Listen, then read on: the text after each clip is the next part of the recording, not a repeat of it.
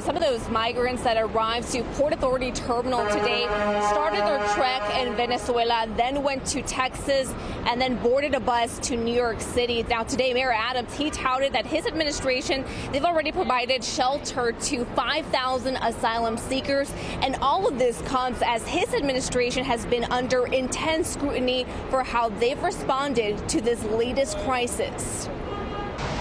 Two more buses filled with migrants from Texas pulled into Port Authority Terminal early Friday morning. On board were 89 migrants, including children. This latest arrival comes as the city struggles to provide shelter to both homeless New Yorkers and asylum seekers. Mayor Adams appearing on Good Day New York today and addressing how the city has been dealing with the demand for social services. Not only overburdens the system here in New York, but it also is unfair to those who were shoved out of Texas and sent to Washington and New York City. Recently, the Department of Social Services has come under intense scrutiny after allegations from a former spokesperson who believes she was fired for trying to shed light on migrants sleeping overnight at the city's PATH Intake Center.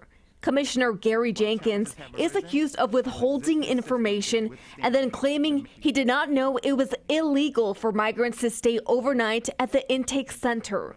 Mayor Adams also appearing on WCBS 880 Radio today, and he was asked about the commissioner's handling of the influx of migrants and the firing of the spokesperson. He immediately did not attempt to cover it up. He immediately reported it to the deputy mayor. I respect Commissioner Jenkins' decision on who he wants to serve for him, and they were not fired because of their communication, and we should be clear on that. But there are new reports that the city's Department of Investigation has launched a probe into these allegations. Fox 5 reached out to the DOI to confirm.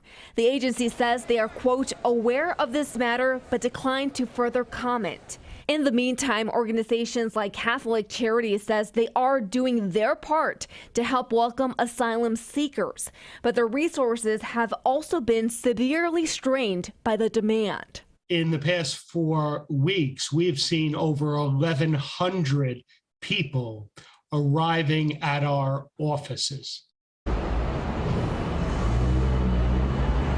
And another person who was here at Port Authority Bus Terminal was Immigrant Affairs Commissioner Manuel Castro. He says another issue that they've been dealing with is that some of these families have been separated. Now, one example of that, he said one gentleman was separated from his pregnant wife.